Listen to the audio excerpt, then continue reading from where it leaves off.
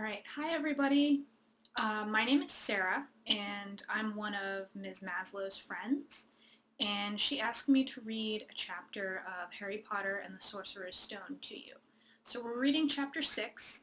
I'm really excited. I hope you all are safe and healthy and having a good time at home. And I know that Ralph and Luca, Ms. Maslow's dogs, appeared in some earlier videos. Unfortunately, I don't have any pets, but I did bring a few friends who normally hang out on my desk to help me read today. So we've got my little cat here, and we've got this little monster dragon guy, and then because we're reading Harry Potter, I made them little hats. We'll see if those stay on or if they fall off partway through this video. My bet is that they fall off. Anyway, I only have a digital copy of the book, so I'm going to be reading off of my computer screen. That's why you don't see me holding one. So, Chapter 6, The Journey from Platform 9 3/4. Harry's last month with the Dursleys wasn't fun. So just to recap, I think Harry has found out that he's a wizard by now. He's been told that he's going to Hogwarts by Hagrid, but then he has to go back and stay with the Dursleys until school starts. So you can imagine that's probably not super fun, especially after Dudley's pigtail. So, Harry's last month with the Dursleys wasn't fun. True, Dudley was now so scared of Harry he wouldn't stay in the same room, while Aunt Petunia and Uncle Vernon didn't shut Harry in his cupboard, force him to do anything, or shout at him. In fact, they didn't speak to him at all. Half terrified, half furious, they acted as though any chair with Harry in it were empty. Although this was an improvement in many ways, it did become a bit depressing after a while. Harry kept to his room with his new owl for company. That's right, because he got an owl when he went to Diagon Alley. He had decided to call her Hedwig, a name he found in A History of Magic. His school books were very interesting. He lay on his bed reading late into the night, Hedwig swooping in and out of the open window as she pleased. It was lucky that Aunt Petunia didn't come in to vacuum anymore, because Hedwig kept bringing back dead mice. Every night before he went to sleep, Harry ticked off another day on the piece of paper he had pinned to the wall, counting down to September 1st. So September 1st, I bet, is the day he leaves for Hogwarts. On the last day of August, he thought he'd better speak to his aunt and uncle about getting to King's Cross Station the next day. So he went down to the living room where they were watching a quiz show on television. He cleared his throat to let them know he was there, and Dudley screamed and ran from the room. Uncle Vernon? Uncle Vernon grunted to show he was listening. I need to be at King's Cross tomorrow to go to Hogwarts. Uncle Vernon grunted again. Would it be all right if you gave me a lift? Grunt. Harry supposed that meant yes. Thank you. He was about to go back upstairs when Uncle Vernon actually spoke. Funny way to get to a wizard's school, the train. Magic carpets all got punctures, have they? Oh, you're right. So Harry's going to King's Cross, the train station. He's going to take the train to school. Not a magic carpet like Uncle Vernon thought. Harry didn't say anything. Where is this school, anyway? I don't know, said Harry, realizing this for the first time. He pulled the ticket Hagrid had given him out of his pocket. I just take the train from platform 9 3/4 at 11 o'clock, he read. His aunt and uncle stared. Platform what? 9 3/4. Does that sound to you all like a normal train platform number? They normally are whole numbers. They don't have fractions in them. Don't talk rubbish, said Uncle Vernon. There is no platform 9 3/4. It's on my ticket. Barking, said Uncle Vernon, howling mad, the lot of them. You'll see. You just wait. All right, we'll take you to King's Cross. We're going up to London tomorrow anyway, or I wouldn't bother. Why are you going to London? Harry asked, trying to keep things friendly. Taking Dudley to the hospital, growled Uncle Vernon. Got to have that ruddy tail removed before he goes to Smeltings. and if I remember correctly, Smeltings is the school that Dudley's going to.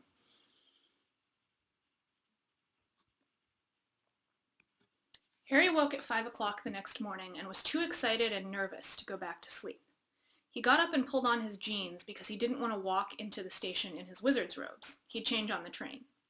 He checked his Hogwarts list yet again to make sure he had everything he needed, saw that Hedwig was shut safely in her cage, and then paced the room, waiting for the Dursleys to get up. 2 hours later, Harry's huge, heavy trunk had been loaded into the Dursleys' car, Aunt Petunia had talked Dudley into sitting next to Harry, and they had set off. They reached King's Cross at 10:30. Uncle Vernon dumped Harry's trunk onto a cart and wheeled it into the station for him. Harry thought this was strangely kind, until Uncle Vernon stopped dead, facing the platforms with a nasty grin on his face. Well, there you are, boy. Platform 9, Platform 10. Your platform should be somewhere in the middle, but they don't seem to have built it yet, do they? He was quite right, of course. There was a big plastic number 9 over one platform, and a big plastic number 10 over the one next to it. And in the middle, nothing at all. Have a good term, said Uncle Vernon with an even nastier smile. He left without another word. Harry turned and saw the Dursleys drive away. All three of them were laughing. Harry's mouth went rather dry. What on earth was he going to do? He was starting to attract a lot of funny looks because of Hedwig. He'd have to ask someone. He stopped a passing guard, but he didn't dare mention platform 9 3/4. The guard had never heard of Hogwarts, and when Harry couldn't even tell him what part of the country it was in, he started to get annoyed, as though Harry was being stupid on purpose. Getting desperate, Harry asked for the train that left at 11 o'clock, but the guard said there wasn't one. In the end, the guard strode away, muttering about time wasters. Harry was now trying hard not to panic. According to the large clock over the arrivals board, he had 10 minutes left to get on the train to Hogwarts, and he had no idea how to do it. He was stranded in the middle of a station with a trunk he could hardly lift, a pocket full of wizard money, and a large owl. That seems like he would look pretty conspicuous to me. Doesn't it seem like that to you? He's got this giant trunk, he's got an owl in a cage. Uh-oh. Alright. Hagrid must have forgotten to tell him something you had to do, like tapping the third brick on the left to get into Diagon Alley. He wondered if he should get out his wand and start tapping the ticket inspector's stand between platforms 9 and 10. At that moment, a group of people passed just behind him, and he caught a few words of what they were saying. Packed with muggles, of course. Okay, so muggles is what wizards call non-wizards, right? So maybe these people are wizards. What do you all think? Can ponder while I take a drink.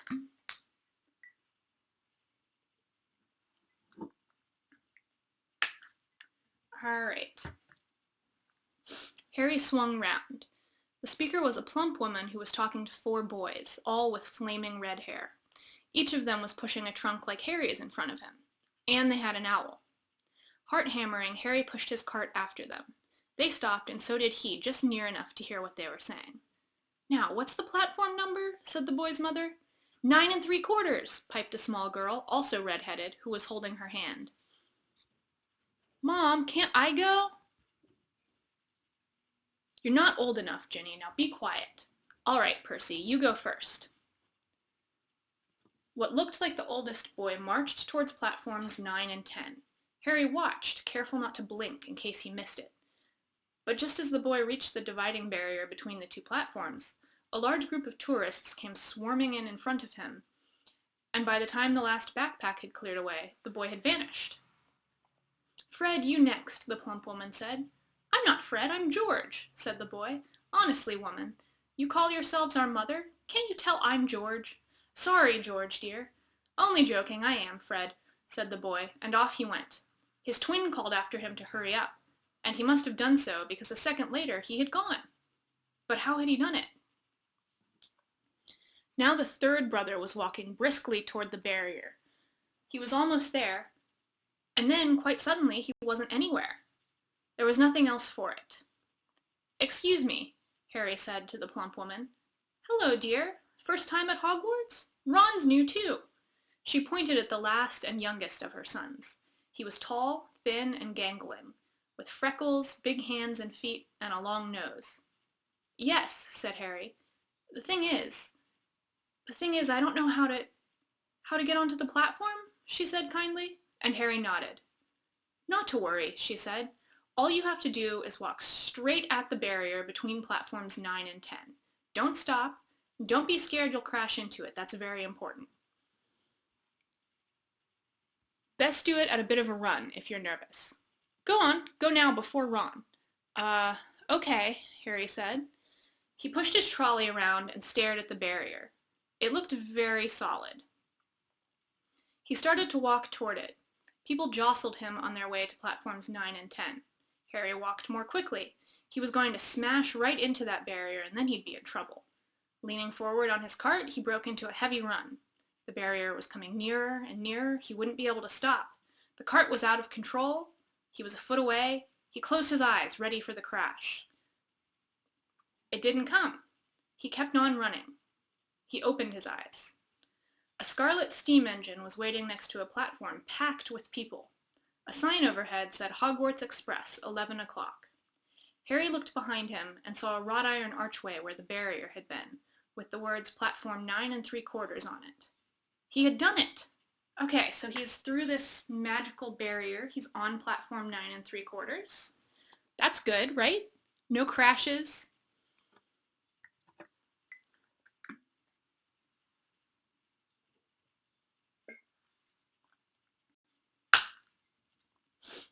Smoke from the train engine drifted over the heads of the chattering crowd, while cats of every color wound here and there between their legs.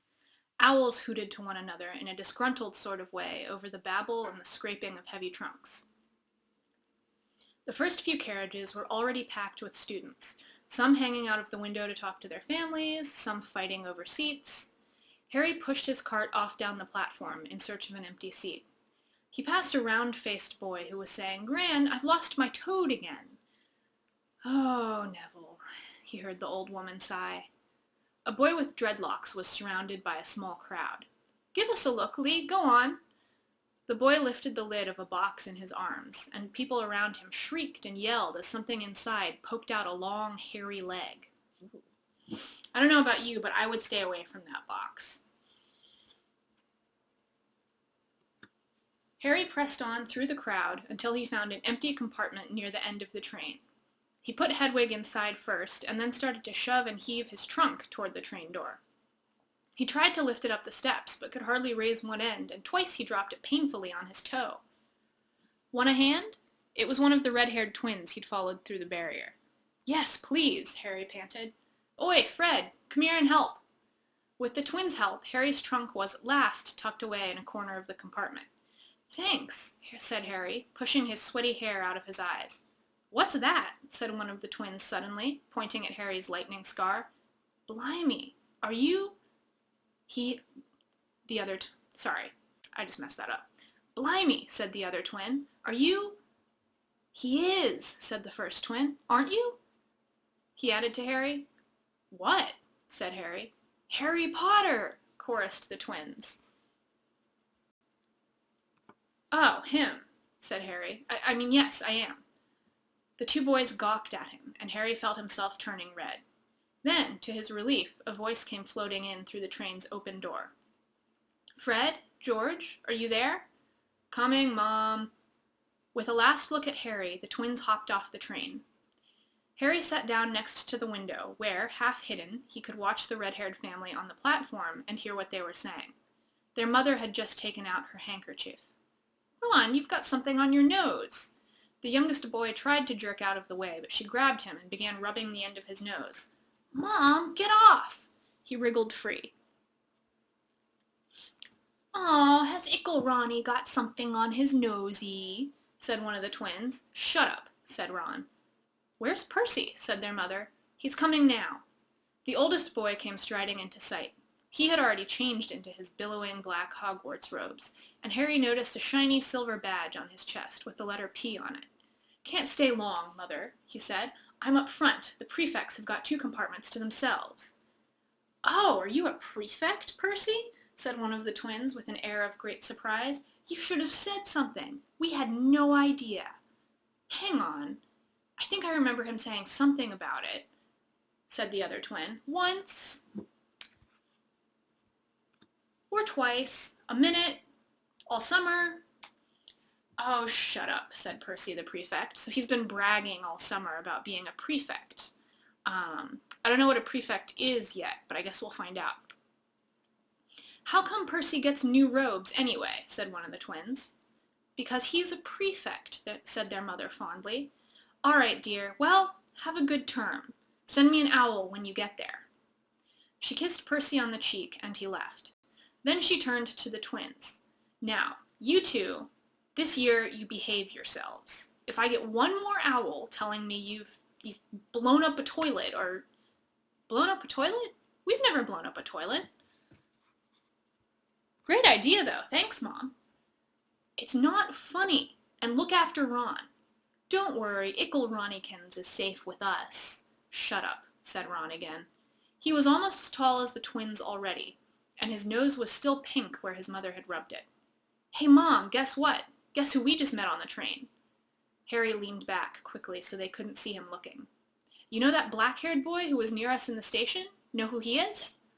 Who? Harry Potter! Harry heard the little girl's voice. Oh, Mom, can I go on the train and see him? Mom, please! You've already seen him, Ginny, and the poor boy isn't something you goggle at in a zoo. Is he really, Fred? How do you know? Asked him. Saw his scar. It's really there, like lightning. Poor dear. No wonder he was alone. I wondered. He was ever so polite when he asked how to get onto the platform.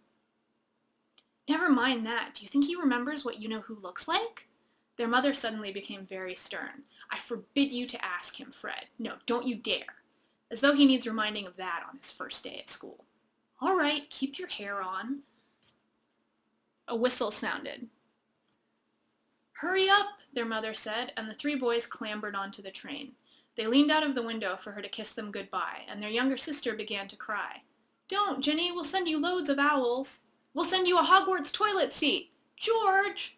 Only joking, Mom. The train began to move. Harry saw the boys' mother waving, and their sister, half laughing, half crying, running to keep up with the train until it gathered too much speed. Then she fell back and waved. Harry watched the girl and her mother disappear as the train rounded the corner. Houses flashed past the window. Harry felt a great leap of excitement. He didn't know what he was going to do. Oh, sorry, I messed that sentence up. He didn't know what he was going to, but it had to be better than what he was leaving behind. The door of the compartment slid open, and the youngest red-headed boy came in. Anyone sitting there? He asked, pointing at the seat opposite Harry. Everywhere else is full. Harry shook his head, and the boy sat down. He glanced at Harry, and then looked quickly out the window, pretending he hadn't looked. Harry saw he still had a black mark on his nose. Hey, Ron. The twins were back. Listen, we're going down the middle of the train. Lee Jordan's got a giant tarantula down there. Okay, so Lee Jordan was the kid holding the box with the hairy leg that came poking out. I guess that's what it was. It was a giant tarantula. Anyway, so the twins are going down to see the tarantula. Right, mumbled Ron. Harry, said the other twin, did we introduce ourselves? Fred and George Weasley. And this is Ron, our brother. See you later, then. Bye, said Harry and Ron. The twins slid the compartment door shut behind them. Are you really Harry Potter? Ron blurted out. Harry nodded. Oh, well, I thought it might be one of Fred and George's jokes, said Ron. And have you really got, He pointed at Harry's forehead. Harry pulled back his bangs to show the lightning scar. Ron stared. So that's where you-know-who... Yes, said Harry, but I can't remember it. Nothing? Said Ron eagerly. Well, I remember a lot of green light, but nothing else. Wow, said Ron. He sat and stared at Harry for a few minutes. Then, as though he suddenly realized what he was doing, he looked quickly out of the window again. Are all your family wizards? Asked Harry, who found Ron just as interesting as Ron found him. Yes, I think so, said Ron. I think Mom's got a second cousin who's an accountant, but we never talk about him. So you must know loads of magic already. The Weasleys were clearly one of those old wizarding families the Pale Boy and Diagon Alley had talked about. I heard you went to live with Muggles, said Ron. What are they like? Horrible. Well, not all of them. My aunt and uncle and cousin are, though. Wish I'd had 3 wizard brothers. 5, said Ron. For some reason, he was looking gloomy. I'm the 6th in our family to go to Hogwarts. You could say I've got a lot to live up to. Bill and Charlie have already left. Bill was head boy and Charlie was captain of Quidditch. Now Percy's a prefect. Fred and George mess around a lot, but they still get really good marks. I think marks are like grades. That's what you would say in England. But they still get really good marks, and everyone thinks they're really funny. Everyone expects me to do as well as the others, but if I do, it's no big deal, because they did it first. You never get anything new, either, with 5 brothers. I've got Bill's old robes, Charlie's old wand, and Percy's old rat. Ron reached inside his jacket and pulled out a fat gray rat, which was asleep. His name's Scabbers, and he's useless. He hardly ever wakes up. Percy got an owl from my dad for being made a prefect, but they couldn't afford... I got Scabbers instead. Ron's ears went pink. He seems to think he'd said too much because he went back to staring out of the window. Alright, so Ron seems like he was about to say something, and then he got a little bit embarrassed and stopped. Seems like he was about to say they couldn't afford to get him an owl, so he got this old rat that sleeps all the time instead. Let's see if that's what was going on. Harry didn't think there was anything wrong with not being able to afford an owl. After all, he'd never had any money in his life until a month ago, and he told Ron so, all about having to wear Dudley's old clothes and never getting proper birthday presents. This seemed to cheer Ron up. And until Hagrid told me, I didn't know anything about being a wizard or about my parents or Voldemort. Ron gasped. What? Said Harry. You said you know whose name, said Ron, sounding both shocked and impressed. I'd have thought you, of all people. I'm not trying to be brave or anything, saying the name, said Harry. I just never knew you shouldn't. See what I mean? I've got loads to learn. I bet, he added, voicing for the first time something that had been worrying him a lot lately.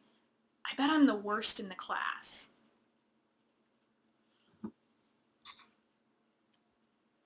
You won't be. There's loads of people who come from Muggle families, and they learn quickly enough. All right. So I'm reading this. I really like that Harry and Ron are talking to one another because they're both, worried about how they're going to fit in at Hogwarts.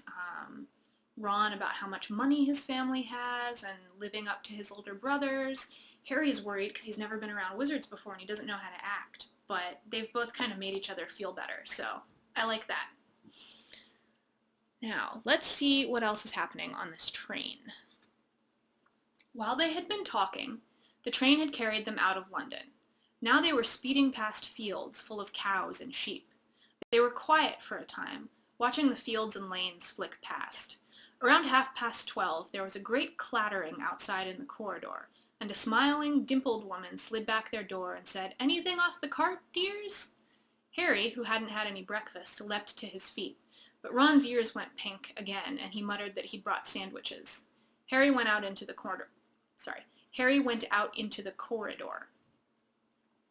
He had never had any money for candy with the Dursleys, and now that he had pockets rattling with gold and silver, he was ready to buy as many Mars bars as he could carry. But the woman didn't have Mars bars.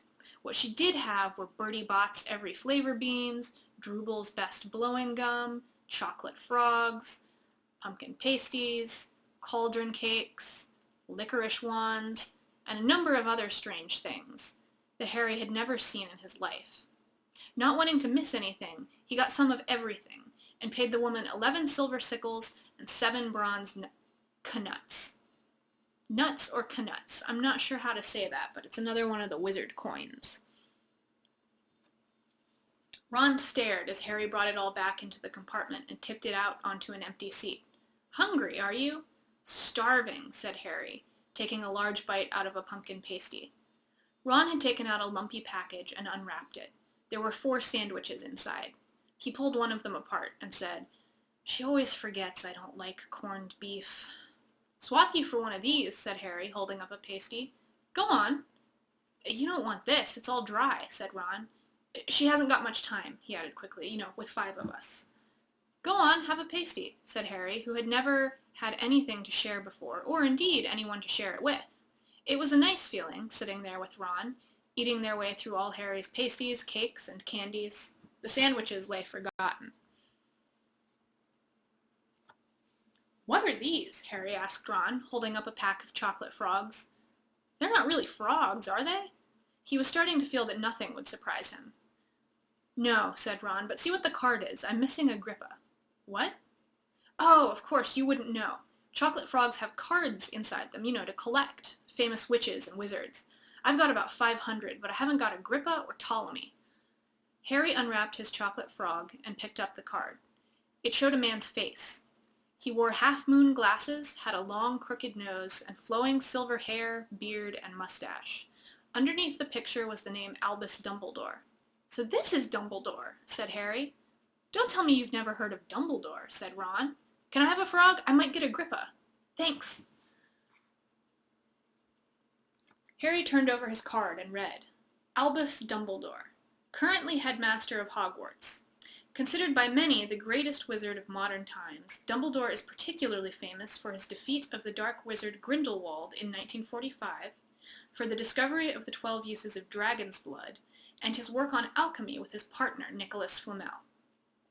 Professor Dumbledore enjoys chamber music and 10-pin bowling."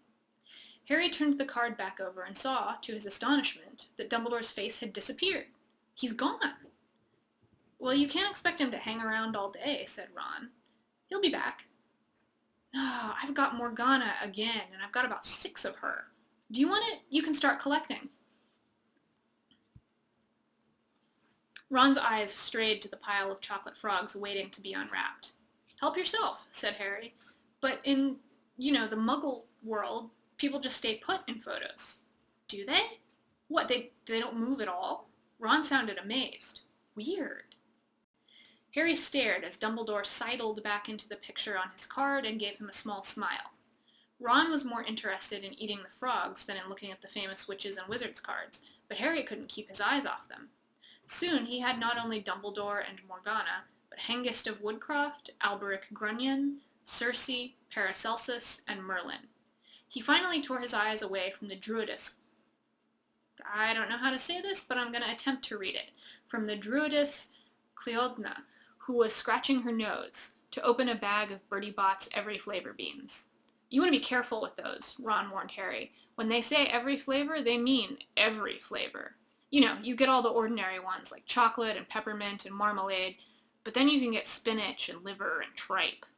George reckons he had a booger-flavored one once." Ron picked up a green bean, looked at it carefully, and bit into a corner. "Ugh, see? Sprouts."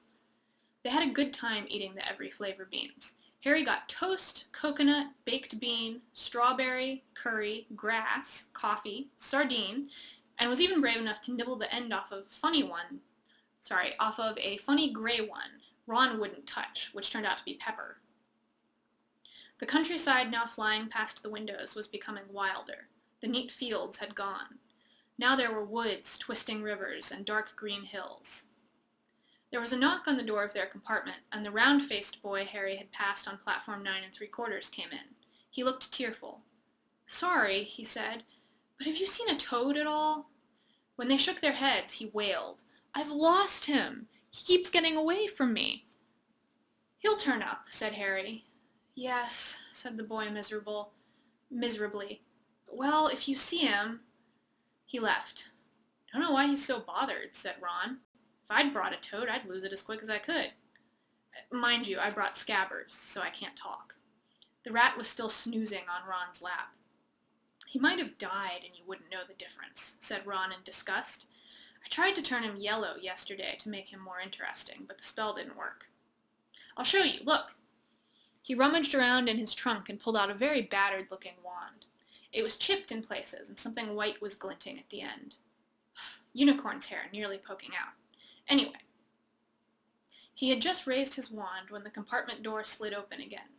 The toadless boy was back, but this time he had a girl with him. She was already wearing her Hogwarts robes. "Has anyone seen a toad? Neville's lost one," she said.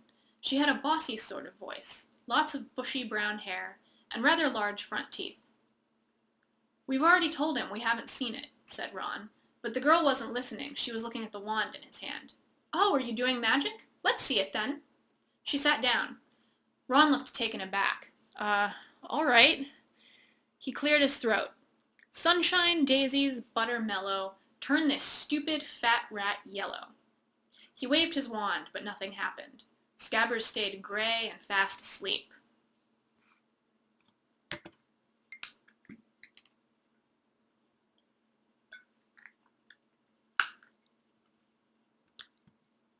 "Are you sure that's a real spell?" said the girl. "Well, it's not very good, is it? I've tried a few simple spells, just for practice, and it's all worked for me. Nobody in my family is magic at all. It was ever such a surprise when I got my letter, but I was ever so pleased, of course. I mean, it's the very best school of witchcraft there is, I've heard. I've learned all our course books by heart, of course. I just hope it will be enough. I'm Hermione Granger, by the way. Who are you?" She said all this very fast.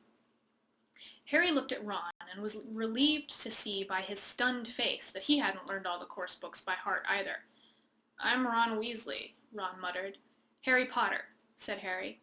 "Are you really? I know all about you, of course. I got a few extra books for background reading, and you're in Modern Magical History and The Rise and Fall of the Dark Arts and Great Wizarding Events of the 20th Century. "Am I?" said Harry, feeling dazed. "Goodness, didn't you know? I'd have found out everything I could if it was me," said Hermione. "Do either of you know what house you'll be in? I've been asking around, and I hope I'm in Gryffindor. It sounds by far the best. I hear Dumbledore himself was in it, but I suppose Ravenclaw wouldn't be too bad. Anyway, we'd better go and look for Neville's toad. You two had better change, you know. I expect we'll be there soon." And she left, taking the toadless boy with her. "Whatever house I'm in, I hope she's not in it," said Ron. He threw his wand back into his trunk. "Stupid spell. George gave it to me. I bet he knew it was a dud." "What house are your brothers in?" asked Harry. "Gryffindor," said Ron. Gloom seemed to be settling on him again. "Mom and Dad were in it too. I don't know what they'll say if I'm not. I don't suppose Ravenclaw would be too bad, but imagine if they put me in Slytherin. That's the house you-know-who was in, right?"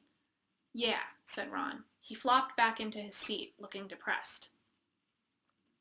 "You know, I think the ends of Scabbers' whiskers are a little bit lighter," said Harry, trying to take Ron's mind off houses. "So what do your older brothers do now that they've left, anyway?" Harry was wondering what a wizard did once he'd finished school. "Charlie's in Romania studying dragons, and Bill's in Africa doing something for Gringotts," said Ron. "Did you hear about Gringotts? So just as a reminder, I think Gringotts is the wizard bank that Harry and Hagrid visited to get money, and then Hagrid had to pick up a package last time they were there, or when they were, doing Harry's school shopping in Diagon Alley. So, let's see what's going on with Gringotts." And so Ron is asking, "Did you hear about Gringotts? It's been all over the Daily Prophet, but I don't suppose you get that with the Muggles. Someone tried to rob a high-security vault." Harry stared. "Really? What happened to them?" "Nothing. That's why it's such big news. They haven't been caught. My dad said it must have been a powerful dark wizard to get round Gringotts, but they don't think they took anything. That's what's odd. Of course, everyone gets scared when something like this happens in case you know who's behind it." Harry turned this news over in his mind. He was starting to get a prickle of fear every time you-know-who was mentioned. He supposed this was all part of entering the magical world, but it had been a lot more comfortable saying Voldemort without worrying. "What's your Quidditch team?" Ron asked. I don't know any," Harry confessed. "What?" Ron looked dumbfounded. "Oh, you wait. It's the best game in the world." And he was off, explaining all about the 4 balls and the positions of the 7 players, describing famous games he'd been to with his brothers, and the broomstick he'd like to get if he had money. He was just taking Harry through the finer points of the game when the compartment door slid open yet again, But it wasn't Neville the toadless boy, or Hermione Granger this time.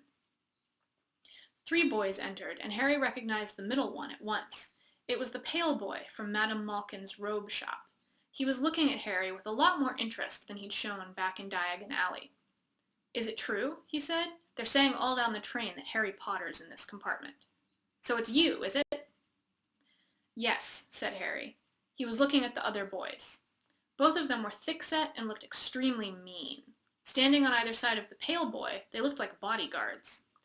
"Oh, this is Crabbe and Goyle," said the pale boy carelessly, noticing where Harry was looking. "And my name's Malfoy, Draco Malfoy." Ron gave a slight cough, which might have been hiding a snigger.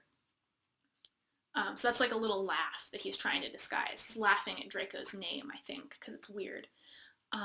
Draco Malfoy looked at him. "Think my name's funny, do you? No need to ask who you are. My father told me all the Weasleys have red hair, freckles, and more children than they can afford." He turned back to Harry. You'll soon find out some wizarding families are much better than others, Potter. You don't want to go making friends with the wrong sort. I can help you there." He held out his hand to shake Harry's, but Harry didn't take it. "I think I can tell who the wrong sort are for myself, thanks," he said coolly. Draco Malfoy didn't go red, but a pink tinge appeared in his pale cheeks. "I'd be careful if I were you, Potter," he said slowly. "Unless you're a bit politer, you'll go the same way as your parents. They didn't know it was good for them, either. You hang around with riffraff like the Weasleys and Hagrid, and it'll rub off on you." Both Harry and Ron stood up. "Say that again," said Ron, his face as red as his hair. "Oh, you're going to fight us, are you?" Malfoy sneered. "Unless you get out now," said Harry, more bravely than he felt, because Crabbe and Goyle were a lot bigger than him or Ron. "But we don't feel like leaving, do we, boys? We've eaten all our food, and you still seem to have some." Goyle reached towards the chocolate frogs next to Ron. Ron leapt forward, but before he'd so much as touched Goyle, Goyle let out a horrible yell. Scabbers the rat was hanging off his finger, sharp little teeth sunk deeply into Goyle's knuckle. Crabbe and Malfoy backed away as Goyle swung and hit the window. All 3 of them I missed a line. Crabbe and Malfoy backed away as Goyle swung Scabbers round and round, howling, and when Scabbers finally flew off and hit the window, all 3 of them disappeared at once. Perhaps they thought there were more rats lurking among the sweets, or perhaps they'd heard footsteps, because a second later Hermione Granger had come in. "What has been going on?" she said, looking at the sweets all over the floor and Ron picking Scabbers up by his tail. "I think he's been knocked out," Ron said to Harry. He looked closer at Scabbers. "No, I don't believe it. He's gone back to sleep." And so he had. "You've met Malfoy before?" Harry explained about their meeting in Diagon Alley. "I've heard of his family," said Ron darkly. "They were some of the first to come back to our side after you-know-who disappeared. Said they'd been bewitched. My dad doesn't believe it. He says Malfoy's father didn't need an excuse to go over to the dark side." He turned to Hermione. "Can we help you with something?" "You'd better hurry up and put your robes on. I've just been up to the front to ask the conductor, and he says we're nearly there. You haven't been fighting, have you? You'll be in trouble before we even get there."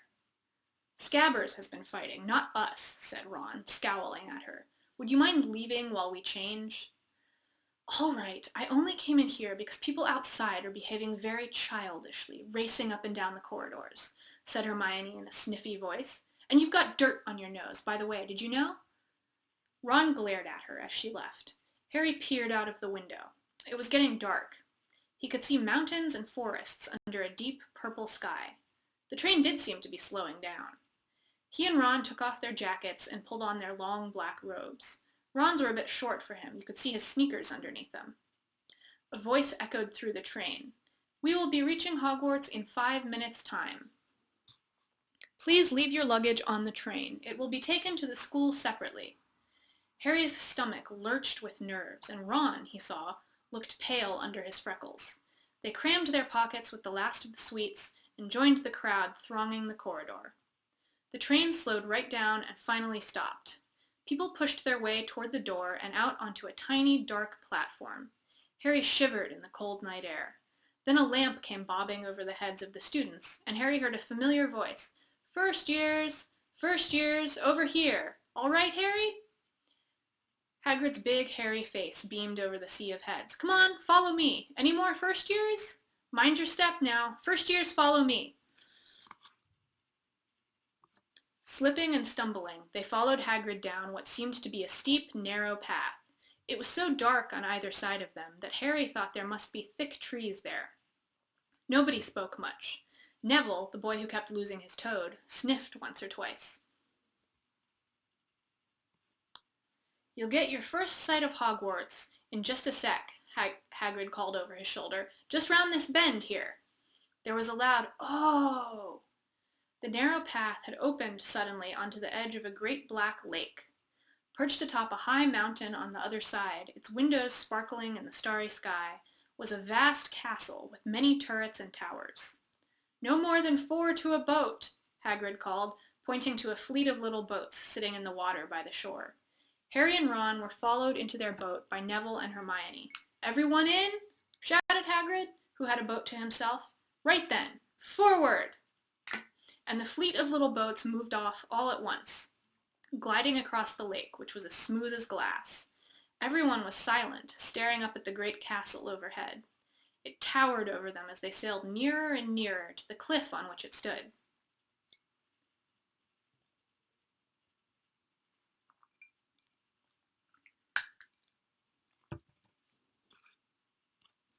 Heads down, yelled Hagrid as the first boats reached the cliff. They all bent their heads, and the little boats carried them through a curtain of ivy that hid a wide opening in the cliff face. They were carried along a dark tunnel, which seemed to be taking them right under the castle, until they reached a kind of underground harbor, where they clambered out onto rocks and pebbles. Oi, you there! Is this your toad? Said Hagrid, who was checking the boats as people climbed out of them. Trevor! Cried Neville blissfully, holding out his hands. Then they clambered up a passageway in the rock after Hagrid's lamp, coming out at last onto smooth, damp grass right in the shadow of the castle. They walked up a flight of stone steps and crowded around the huge oak front door. Everyone here? You still got your toad? Hagrid raised a gigantic fist and knocked 3 times on the castle door. All right, so that's the end of this chapter. We've covered Harry's trip to London, where the Dursleys left him in the train station. It was very unkind of them. He met the Weasley family, who helped him get to the right platform, get on the train. Met some other people on the train, the girl named Hermione, who seemed kind of bossy. Ron, who was one of the Weasleys, the kid with the red hair. And then Draco Malfoy, who we met last chapter. He seems like kind of a mean person so far. But we've now arrived at the castle where, I guess, school is held. Hagrid has taken them across the lake, and they're about to go into the castle where Hogwarts School is. But what happens when they go inside, we'll have to wait until Chapter 7. Thanks for listening to me today, and I hope you're having a good day. Bye.